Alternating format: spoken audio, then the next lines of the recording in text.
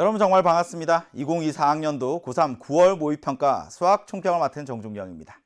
우선 오늘 하루 정말 고생 많으셨어요. 이게 시험이라는 게 100분 동안 집중한 채로 마지막까지 포기하지 않고 끝까지 한 문항이라도 집념을 가지고 풀어내는 게 결코 쉬운 일이 아니거든요.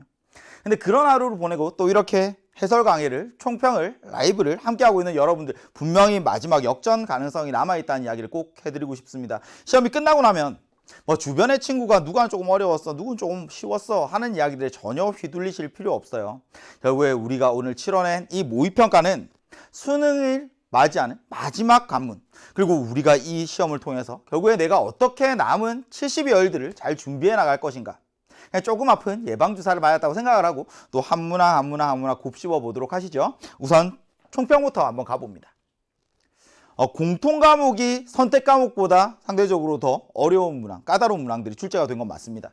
선택 과목은 상대적으로 조금 쉽게 출제가 되었죠. 근데 공통 과목 안에서도 수학원, 수학2 그리고 선다형과 단답형을 비교해 봤을 때 느끼셨을 거예요. 선다형이 훨씬 더 까다롭게 출제가 되고 단답형은 의외로 해볼 만했다. 단답형에서 우리가 기존의 생각을 가지고 이 문항 번호와 난이도가 비례한다고 생각을 하시면 안 됩니다. 그러니까 나한테 중요한 건 뭐니? 그러면 이 문제를 보고 내가 풀 수 있는 문제인지 풀 수 없는 문제인지 그걸 판단하는 그 안목, 지금 내 점수대에서 내가 풀었던 문제들, 내가 알고 있는 개념들을 가지고 이 문제를 풀려고 접근을 해봤는데 만약에 막혔어요. 전혀 당황하실 필요가 없다는 이야기죠. 왜? 뒤에 분명히 내가 풀 수 있는 문제가 또 있거든요. 그러니까 내가 못 푼 문제 이 하나 때문에 계속 잡고 있으면 시간 안배를 못하는 것, 이게 사실은 경험 부족에서 가장 큰 치명적인 약점이거든요. 이번에도 제가 학생들이 시험을 치러낼 때 제가 감독을 하고 혼자 문제를 풀면서 이 학생들 감독을 하면서 살폈는데 학생들이 객관식에서 잘 못 넘어가더라고요. 선다형에서 분명히 까다로운 문항이 있었거든요. 근데 뒤쪽에 단답형은 쉬운데 그 문항을 나중에 굉장히 시간이 쫓기면서 푸니까 실수를 굉장히 많이 합니다. 그래서 까다로운 선다형, 그리고 그 문항 번호에 속지 말자, 문항 번호에 얽매이지 말자, 못 푼다면 그냥 부담 갖지 말고 넘어가자, 뒤쪽에 풀 수 있는 문제들은 있다, 시간이 나오면 다시 보자. 수학2가 이번에는 수학원보다 조금 더 까다롭게 출제가 되었지만 이 경향은 얼마든지 바뀔 수 있다고 생각을 해요.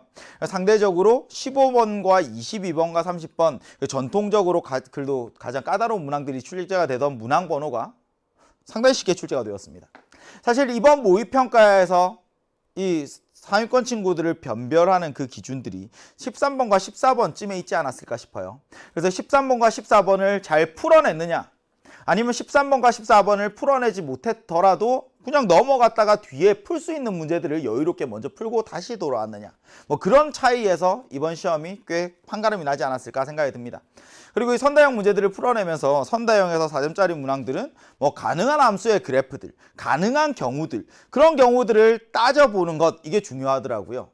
그리고 뭔가 특별한 발상을 요구한다기보다 그냥 이런 경우들이 있을 수 있지, 그리고 와서 방향을 잡고 들어가면 그냥 계산 묵묵히 해내면 정답까지 도달할 수 있는 문제들이 출제가 되었습니다. 이제 과목 하나 살펴보면 수학원, 상대적으로 수학2보다 어려운 문항들이 좀 적죠.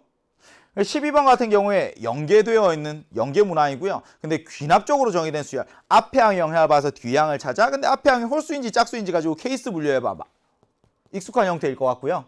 14번 너무 잘 낸 문제라고 생각을 합니다. 상황을 이해한다면 계산 과정 너무 깔끔하고요. 지수함수의 그래프에서 점근선 중요해, 그리고 집합 이해할 수 있니를 묻고 있어요. 21번 수열의 합에 대한 이야기입니다. 근데 AN과 SN을 좀 헷갈려하는 친구들이 있더라고요. 그냥 기계적으로 SN을 어떤 수식을 가지고 접근한다기보다 그냥 나열하고 관찰해보면 무언가 길이 보였던 21번 문제였습니다. 20번 너무너무 쉬웠던 삼각함수의 도형의 활용, 사인 법칙, 코사인 법칙인데 상황 자체는 어렵지 않았지만 계산 과정 실수한 친구들이 상당히 많지 않을까 생각해 봅니다. 자, 수학2로 넘어갑니다. 수학2에 있는 4점짜리 문항들은 그래도 전부 다 좀 생각할 필요들이 있었던 문제들이에요. 10번 같은 경우에도 이제 연계되어 있지만 이게 접선의 교점이 주어진 상황에서 여기에서 계산량이 생각보다 많은데 하고 말린 친구들도 있었을 거예요. 인수정리를 적당하게 써야 계산량을 좀 줄여낼 수 있고요. 근데 그게 아니라 그냥 무지성으로 계산하려고 덤벼들면 계산량이 좀 많았습니다. 그래서 어떻게 접근하는지에 따라서 계산량의 차이가 있었던 문항, 그리고 내가 방향이 맞다고 생각하면 끝까지 한번 밀고 나가 봐라. 스스로에 대한 믿음이 좀 필요했던 문항이지 않을까 생각을 하고 13번 어려웠습니다. 아마 이번 시험에서 그래도 가장 까다롭게 느끼는 문항이 13번이지 않았을까.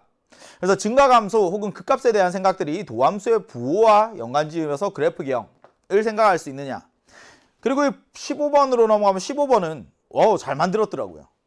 보통 15번 같이 이제 이런 문항본에 나오면 뭔가 미분에 대한 이야기가 아닌가, 함수의 그래프 개형에 대한 이야기가 아닌가. 근데 보다시피 이번에는 함수의 그래프 개형을 추론하는 부분에 조금 힘을 뺐습니다. 왜냐하면 그런 부분에서 너무나 기계적으로 훈련한 친구들이 있거든요. 그래서 그래프의 개형을 추론하는 문제 조금 힘을 빼고, 불연속이야? 근데 부정형 극한 계산에서 0분의 0꼴 내려고 하면 인수 정리 써서 어떤 인수들을 가지고 있어야 되지? 이런 걸 묻고 있었던 개념에 충실한 문제였고요. 22번. 사실 단답형이 이번에 상대로 좀 쉽게 출제가 되어서 22번도 상대적으로 간단히 해결할 수 있지 않았을까? 다만 고배 미분법을 거꾸로? 부정적분 생각할 수 있나? 그래서 그런 부분들에 대한 모양들 연계교재에서도 잘 나타나 있어서 여기까지 하고 나면 분명히 여러분들이 생각해야 되는 것. 연계교재 풀어야겠네. 제발 좀 푸세요. 수능 특강, 수능 완석 제발 좀 푸세요. 거기에서 연계된 문항들을 잘 풀어내야 그래야 나머지 비연계 문항들에 좀 시간을 충분히 확보할 수 있을 거 아닙니까? 연계 문항에서도 좀 어려운 까다로운 문항들이 충분히 연계되고 있고 수능에서도 분명히 그럴 수 있기 때문에 연계 교재가 너무나 중요하다는 이야기 다시 한번 드리면서 선택 과목은 공통과목보다 조금 힘을 뺐습니다. 물론 확률과 통계는 그래도 상대적으로 학생들 조금 힘들었지 않았을까 생각을 해요. 28번에서도요. 이 표본 평균의 확률 같은 것들을 잘 정리되어 있지 않은 친구들, 이 개념 자체가 낯선 친구들 좀 헤맸을 것 같고요. 이게 무슨 말이지? 근데 29번 같은 경우에는 독립시행의 확률 어렵지 않았고 30번 같은 경우에 중복조합의 수, 고비홀수고 합의짝수고 연계문항입니다. 그래서 연계교재를 잘 정리했어야 이 확률과 통계를 좀 수월하게 해결했을 것 같습니다. 나머지 미적분과 기하도 똑같은데 미적분에서 28번 어려웠습니다.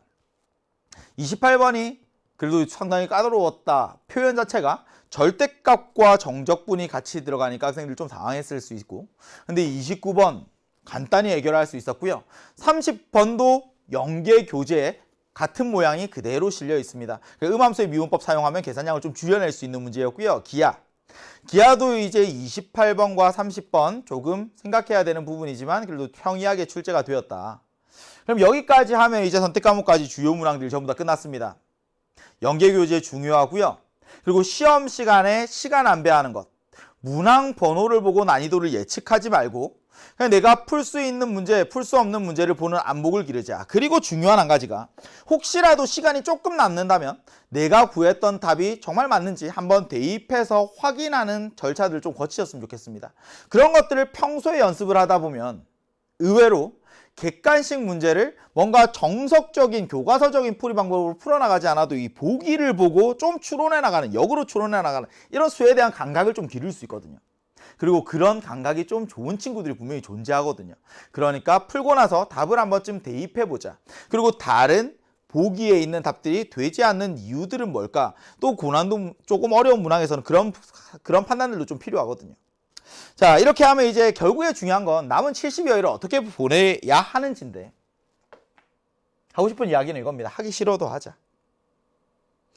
몇 번이고 마음이 꺾이더라도 그냥 하자. 그 순간순간 하기 싫었던 감정들은 결국에는 사라지고 여러분들이 끈덕지게 정말 치열하고 간절함을 가지고 뜨겁게 보냈던 그 결과들만 마지막에 남는 법이거든요. 분명히 공부가 잘 된 날들이 있습니다. 며칠 없죠. 근데 공부가 안 되는 날이 훨씬 더 많아요. 근데 공부가 안 되는 날 그냥 하셔야 됩니다. 그냥 하셔야 돼요. 그래서 남은 70여일을 정말 치열하게 보내셔야 됩니다. 오늘 조금 아팠잖아요. 근데 나중에 훨씬 더 크게 웃으시려면 남은 70여일을 정말 치열하게 보내셨으면 좋겠습니다. 사실 여름방학 때 조금은 해이하게 보냈을지 모르는 그 시간들. 이 시간의 밀도라는 게 다르거든요. 그러니까 내가 어떤 영상, 재밌는 영상을 보고 있을 때 1분이나 물속에 들어가서 숨을 참고 있는 1분이나 그 1분의 체감이 다를 수밖에 없잖아요. 그러니까 남아있는 70일 정말 무엇이든 해낼 수 있고 그리고 여러분들이 무엇이든 될 수 있습니다. 그걸 결코 잊지 마시고 역전의 찬스는 마지막까지 포기하지 않는 사람들에게만 주어지는 법이라는 것, 그것만 꼭 기억을 하시고요. 우리 연말에 웃는 모습으로 좀 만날 수 있었으면 좋겠습니다. 이제 각각의 문항들은 또 우리 EBS 선생님들이 해설 강의가 준비되어 있으니까요. 바로 해설 강의 보면서 부족했던 부분들 꼼꼼하게 잘 살피셨으면 좋겠습니다. 저는 항상 여러분들을 응원하고 있도록 하겠습니다. 수학 정종영이었습니다.